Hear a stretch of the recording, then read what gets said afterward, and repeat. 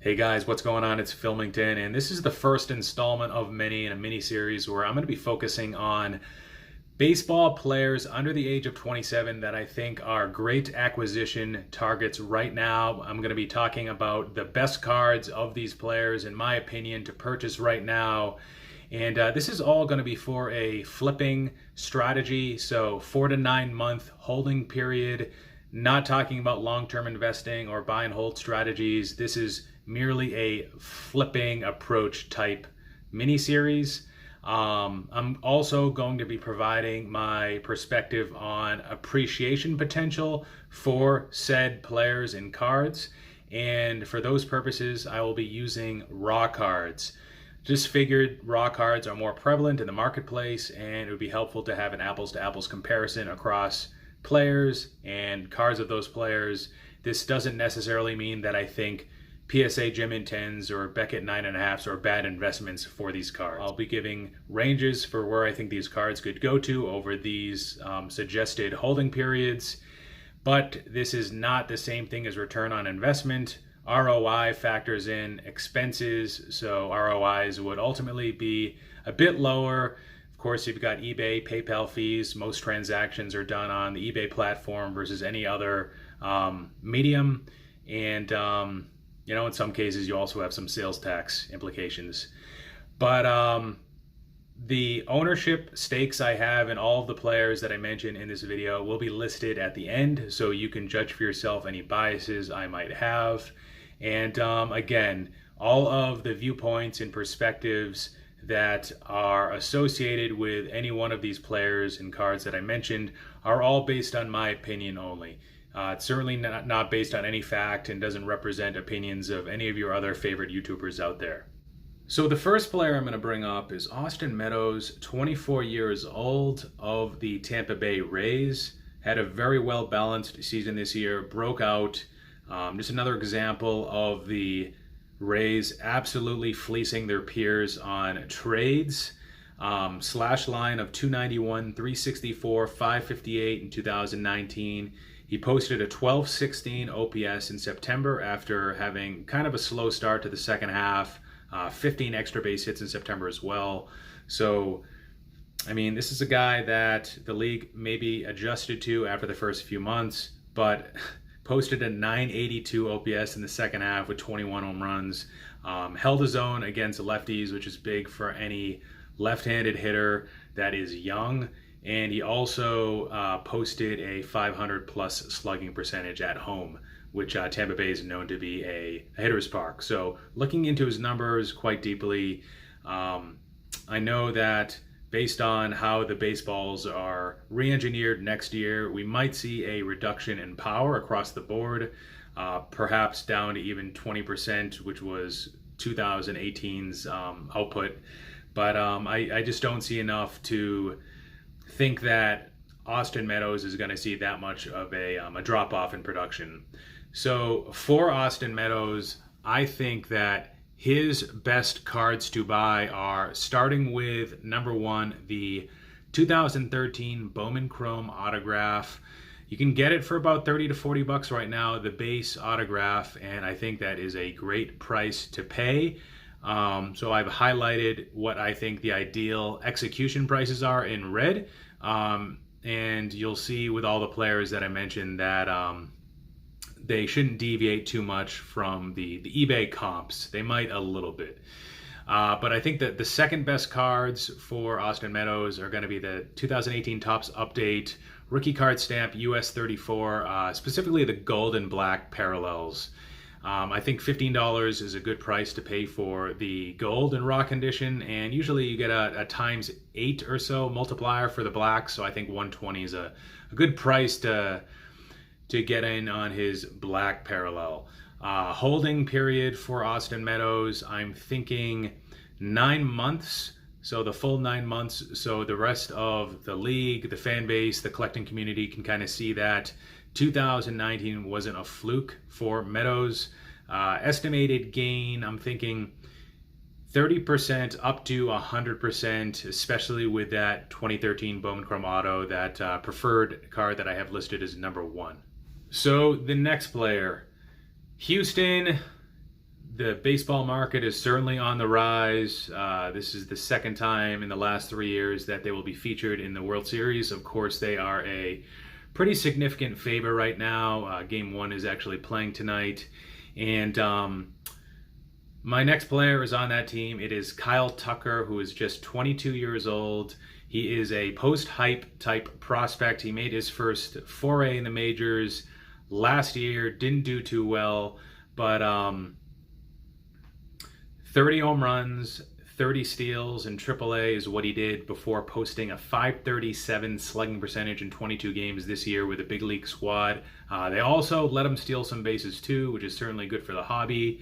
Next year, Houston still has locked up Michael Brantley and Josh Reddick, but Kyle Tucker is just too good not to play. If anything, I think Reddick will sit.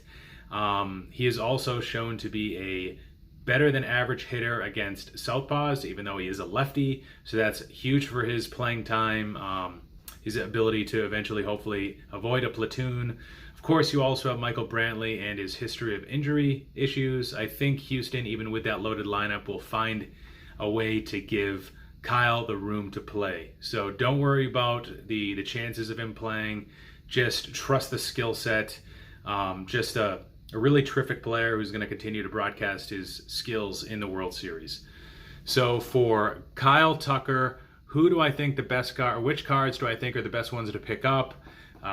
Those are going to be, I listed 4 here. The 2019 Topps Series 1 headlines the list here, specifically talking about the gold and black parallel cards. Those can be had for roughly $10 to $80 right now, respectively. I think those are great prices to pay.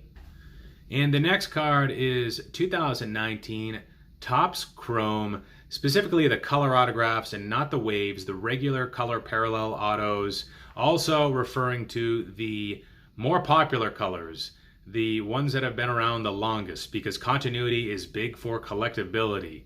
So that would be blue, gold, and orange in this case. I didn't talk about reds because there really aren't that many of them. Ideal prices to buy in on these cards would be $30 on the lower end side with the blues and $100 on the higher end side with the oranges. Next up, another undervalued card in my opinion, 2019 Topps Heritage Action Variation. You can get those for about $12 right now, a great price to buy in at, I think. And lastly, what most people would call the Holy Grail card, the first year Bowman Chrome autograph. In this case, it's 2015, coming from Bowman Draft. This card is listed 4th because I thought that it is just a little bit more expensive right now relative to the other ones. So I do still consider it to probably be his Holy Grail card, but I mean, it's all about the price. It's all about timing. And right now, $60 is right underneath what a Topps Series 1 Black is going for. So I just thought it was just a little bit overpriced compared to the other 3 options here. So the holding period for these cards, I'm thinking between 4 to 9 months, and an estimated gain of 25 upwards of 50% on this one, depending on how long you can hold these cards for, as well as if you can actually get a hold of some of the cards, probably on the 1 through 3 on the list. Next up is a guy who was perceived to have had an underwhelming season, at least by most people. But for a 20-year-old, it was pretty damn good still. We're talking about Vladimir Guerrero Jr., perhaps the most hyped prospect since, I don't even remember. But again, if you look at his season-long stats, I mean, they weren't overly flashy, especially if you're to compare him to guys like Juan Soto, Ronald Acuna, or even Eloy Jimenez, who posted 30-plus home runs in his first season. Vlad did it. It wasn't pretty. A lot of people are concerned with his weight, which I am as well for the long term. But I think from a short-term perspective, again, we're talking 4 to 9 months. I only see positive signs here. I think he's going to work out for the first time in his life over the off season. I would definitely bet on that. This is a guy who posted a 977 OPS and a 408 weighted OBA in August, which was by far his best month. prior to coming down with a knee injury in late August that potentially derailed him throughout the rest of the season in September, which was statistically his worst month. Not all young players get it right the first time. Mike Trout hit 220 in his first partial season, although those were just 40 games, and he dominated the upcoming April in 2012. Not everybody gets it right the first time, so don't sleep on Vladimir Guerrero. I think he's due for a big rebound, and the cards I would pick up of him, first and foremost, 2019 Topps Series 2, the short print there. You can get that easily, probably close to $10 to $12 right now. I think between 10 and 20 is a good price to pay. If you compare that with the 2018 Topps Series 2 bat down variation from Ronald Acuna, there were probably many more copies that were made. Some will tell you 2 times as many copies. I think it could actually be a lot more than that. But this is his first true rookie card. He does have a rookie card stamp and Topps Update, but I think this is always going to be considered to be his true rookie card in Topps flagship. And if you've seen where some of the other cards have gone for second-year players like Ronald Acuna and Juan Soto, I mean, this has nowhere to go but north. Next up, 2019 Topps Heritage High Number Red Ink Autograph. I think this is severely underpriced right now. You can get it raw for about $500, which is a lot less than what you'd have to pay for a Fernando Tatis, and I'm guessing also a Pete Alonso right now. So I think that would be a great price point to lock into that card. There are only 69 of them, so good luck trying to find it. But number 3, these ones should be a bit easier to find, especially the gold. We're talking about 2019 Topps Update, the US 1 cards, so not the rookie debut. Talking about the gold and black parallels. About $80 for the gold, I think, is a decent price, and $640 for the black. Again, that ×8 multiplier from the gold to the black. I think those would be pretty good entry points. That's certainly lower than where Fernando Tatis is right now, and I think Tatis is only going to trend up as well. Next up, 2016 Bowman Chrome Autograph. What many would have perceived to be his Holy Grail card, which I would probably agree with. The price isn't the best, but I think it has some room to go down.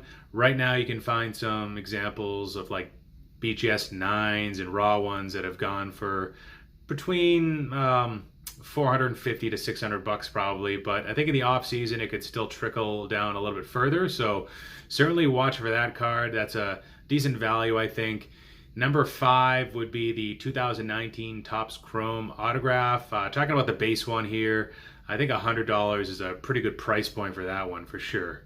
Holding period on these cards, 9 months. Similar to Kyle Tucker, so the whole rest of the league can see how good he is. Estimated gain of between 25 to 80%. The high side, 80%, would apply to the 2019 Topps Series 2 short print. The low side, the 25%, would probably be number 4 and 5, the Bowman Chrome Auto, and Topps Chrome Auto, and anywhere in between for cards number 2 and 3 there. Next up is the guy I am probably the highest on of every player I mentioned in this video, and that is Ketel Marte, 26 years old, maybe the oldest guy that I mentioned in this entire mini-series. But he's just turning into a budding star, and I don't think he can be ignored. I think many of his cards are a huge steal right now, and even on the lowly marketed Arizona D-backs, I think there's room to profit here. This guy had a 7.1 WAR last year. He's actually my pick to finish either top 4 or top 3 in the National League MVP voting. Slash line 329, 389, 592. This is a guy that posted a 405 weighted OBA. So he had a 311 average in the first half, and he was even stronger from an average perspective, 358 in the second half. So he sacrificed some power in the second half. But even in his worst half, he had a 973 OPS. So this is a guy that had a 973 OPS in both halves. So he was hot pretty much the entire season. He's a switch hitter, so he's going to be out there getting a ton of plate appearances, great for counting stats. Ultimately, for cumulative geek stats like WAR as well, switch hitter, again with a 970 plus OPS on both sides of the plate. So he's hitting for power, average, and he's walking on both sides of the plate. He was always projected to be a guy that had power in his profile. He stands at 6'1". His weight is, I think, like 165, so he's a little bit light, but he had 2 months in 2018 with an ISO of 260 plus. ISO, that's slugging percentage minus average. In his previous 2 seasons, he had a walk rate of between 9 and 12%. So this is a guy, certainly, again, MVP material, not just 2019, but also series to come. And also, furthermore, his hard hit rate went up from 28 to 36 to 42% over the last 3 years. And on top of that, he also has a good glove. So I love this guy, needless to say. And the cards for Marte, there was really one that stuck out to me the most, and that was the 2014 Bowman Chrome first prospect autograph card. These can be regularly had in the low $20 range, but I think that is such a good price that I would say even if you have to pay up to $30, I think that is a great price point for Marte's base autograph, his Holy Grail card as pictured here. The one that's pictured is actually color, and that's for a reason. I also think his standard color autographs for that card are actually also a good investment at this point. So talking about the refractor, which I think the multiplier for that could be about 1.5x. The blue, which could be upwards of 4x. The gold, which could be upwards of 9x. And the orange, which would be 13x. The $20 to $30 range for that I've put out there for the base card there. So I didn't see a whole lot of comps for his 2016 Topps Series 1 black and gold parallels, but those could be good opportunities too. I just didn't have enough information about current pricing on those. The holding period on this Bowman Chrome autograph, I think, is between 4 to 9 months, and you can see a pretty wide range for my thoughts on the estimated gain. 75 upwards of 150%, which I think with Ketel, Marte, the longer you hold the card, the better. So the closer to the 9-month range, I am estimating 150% or 2.5 times the current value. So everybody and their mothers knows to stay away from pitchers. And for the most part, they're right. I mean, there's a higher chance of injury. There is a larger variability in their performance generally from year to year. Their career could be derailed at any time, and there's always going to be a discount built into those pitchers for those reasons, and that's for good reason. But because everybody knows to avoid pitchers, it means that the prices are going to be cheaper. And because the prices are cheaper, sometimes some of these pitchers make really good investment opportunities. But which ones? So I'm going to throw a dart right now on Shane Bieber. 24 years old, and just had an amazing season, his first full major league season. Last year, the knock on him was he caught too much of the plate. His control was really good, almost too good, and his opponent batting average was quite high because he just threw too many strikes. And this year, he silenced all the critics. 259 strikeouts, 3.28 ERA, that was backed up by a 3.32 FIP, fielder independent ranking metric. He still had the pinpoint control that he had a year ago with 30 walks. The slider was much improved, went from a slightly above average pitch to a plus pitch. The fastball, another drastic improvement, another plus pitch. He now has 3 plus pitches, he's working on a 4th.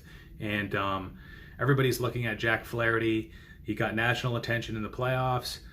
These guys are the same age, but they just basically came off the same season, and Jack Flaherty's prices are going for double. I'm not saying that I don't think Jack Flaherty will be a top 10 pitcher for years to come. I think he could very well be. I'm not saying that Shane Bieber is going to be a better pitcher than Jack Flaherty, but at the current prices, Jack Flaherty is going for about double for his first Bowman Chrome autograph. And speaking of which, the cards that I think are worth purchasing for Shane Bieber, first one is 2018 Bowman Chrome autograph, base as well as colors. So you can see in the picture here, you don't see the first prospect card. His first prospect Bowman card was actually in 2016, but his first Bowman autograph card, which is what matters usually from the autograph standpoint and for collectors, is this 2018 card. The base one can go for as little as 15 bucks. I think the colors would be a good investment too, which you'd have to pay more for. Looking at multipliers, because he's a pitcher, he's not a top 50 player in the league, probably in the lower end of the multipliers that I mentioned earlier for Ketel, Marte. So ×3 for the blue, ×7 or 8 for the gold, and ×11 to 12 for that orange, I'd say. Next card, 2018 Topps Update Black. Those can be had, well, at least recent comps had them for around 50 bucks. Buy all day at that price if you can find a raw one that comes up. The next card is 2018 Topps Chrome Update. So we're talking the autograph here, and we're talking the base card as well as colors.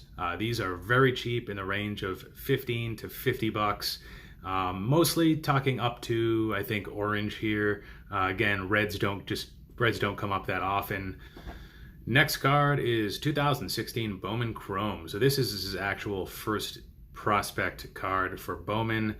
Unlike the 2018, this one didn't have an autograph in the set, which makes the base cards even more valuable if you were to ask me.